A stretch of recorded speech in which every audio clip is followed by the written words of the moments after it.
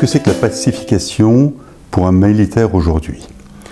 Pour lutter contre une population qui soutient une guerre civile, est-ce qu'on va éradiquer cette population? Ça ne veut rien dire. Ça ne correspond à rien et la violence ne fait qu'appeler à plus de violence. Et donc il faut trouver une nouvelle approche qui soit plus globale, plus générale. Faute de quoi, nous resterons dans des situations de ni guerre ni paix. Pensez par exemple à cette mère irakienne qui depuis 15 ans envoie ses enfants tous les matins à l'école en ne sachant jamais s'ils rentreront le soir. Certes, ce n'est pas la guerre. Est-ce que c'est la paix pour elle? Bien sûr que non.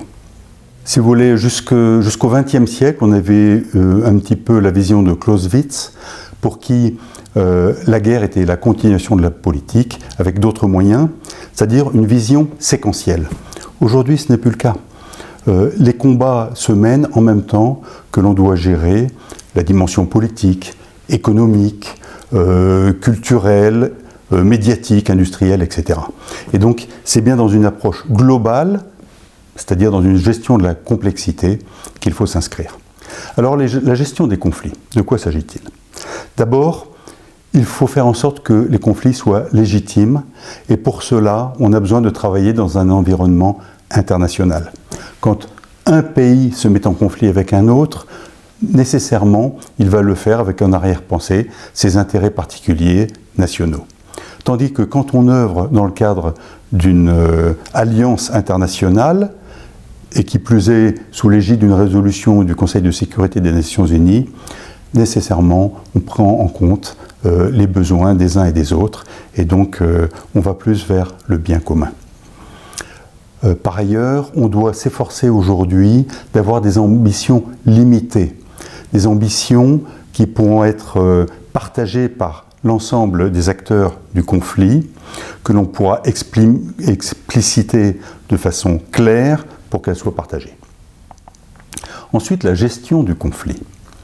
D'abord, comme je l'ai dit, le militaire doit œuvrer aux ordres du politique, y compris pendant les actions de combat, puisque le combat n'est pas une phase du continuum politique, mais c'est une des dimensions qui est gérée par le politique en même temps que les autres.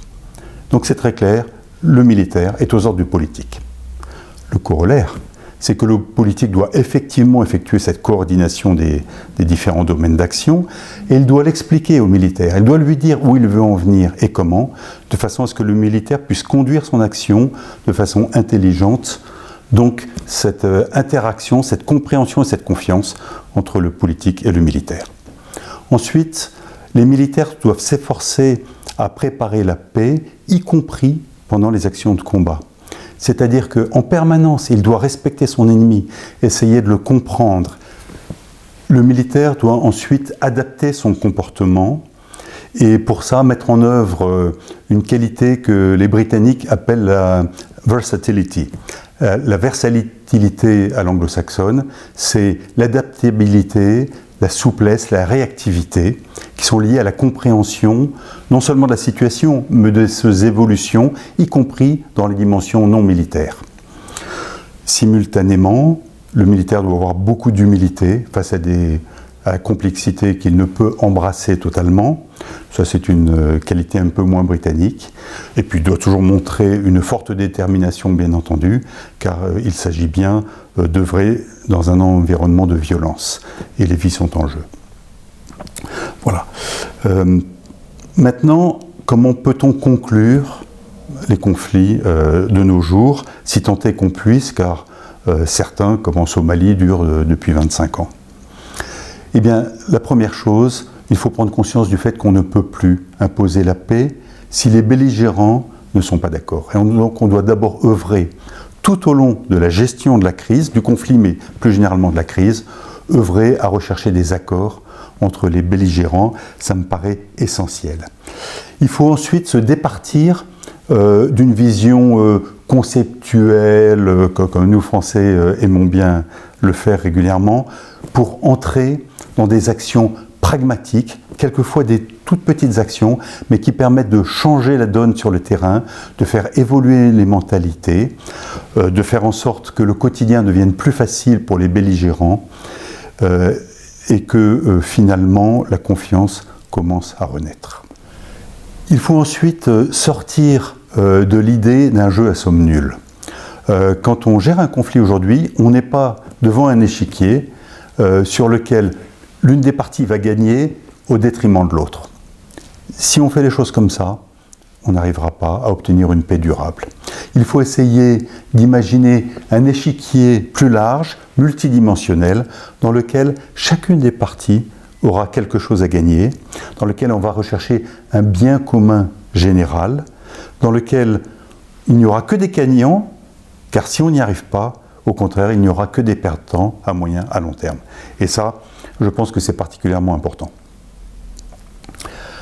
Dernier point, je dirais que le militaire doit inspirer la paix. Ça peut paraître curieux, mais le président Félix Houphouët-Boigny disait « La paix n'est pas un vain mot, c'est un comportement ». Alors le guerrier, c'est un homme d'action, et bien sûr, on compte sur son efficacité. Il faut qu'il apprenne maintenant à devenir également un homme de relation. Et ça, c'est pas facile, que de marier ces deux dimensions, en particulier dans un environnement de violence. Alors il faut s'y préparer. Et comment s'y prépare-t-on? D'abord, il faut préparer tout l'homme, dans toutes ses dimensions. Et donc dans sa dimension physique, pour un militaire c'est évident, dans sa dimension psychique et psychologique, également dans sa dimension intellectuelle, avec la connaissance des lois, des règlements, de toutes les dimensions techniques de son art de la guerre, et puis également il doit réfléchir à toute la dimension éthique, puisqu'il œuvre bien souvent dans des situations hors normes, quelquefois totalement déshumanisées. Ensuite, il doit se préparer à intervenir dans un environnement multinational, comme je le disais, multinational sur place, et puis par toutes les interactions. Et donc ça veut dire faire attention à tous les hommes, quelle que soit leur communauté, leur association, etc. Et donc ça veut dire qu'il faut comprendre les enjeux, la culture, la langue, la religion. Il faut accepter de faire sien les ambitions, les joies, les craintes, même si quelquefois tout ça est très subjectif. Si on ne fait pas cet effort, on ne peut pas comprendre les personnes, on ne peut pas les aider à établir un environnement qui leur permettra d'en sortir. Et puis la troisième type de préparation, c'est celui de l'action en environnement international. Là aussi, il faut s'efforcer de connaître les différents acteurs, les jeux d'alliance et mésalliances, les enjeux pour les uns et les autres, l'action des médias, etc. Je crois que c'est très important. Et vous voyez là encore la complexité impose une progression qui fait qu'on ne devient un bon guerrier des temps modernes que progressivement. Il faut toute une carrière pour ça. Et on voit de ce point de vue qu'aujourd'hui on ne peut pas imaginer des combattants qui soient de simples jeunes qui font quelques mois, une année de service militaire. Ce n'est pas possible. Il faut une maturation de plusieurs années. J'ai eu l'occasion d'en parler il n'y a pas très longtemps avec Jean Vanier, à qui j'exposais un petit peu mes vues. Et il a conclu ça d'une très belle manière, puisqu'il m'a dit, mais finalement, ce que tu me dis, c'est que pour se préparer à pacifier, et donc d'abord pour se pacifier, il faut devenir un homme d'action de grâce. Donc finalement, qu'est-ce que c'est qu'aujourd'hui, pour le militaire, que de pacifier?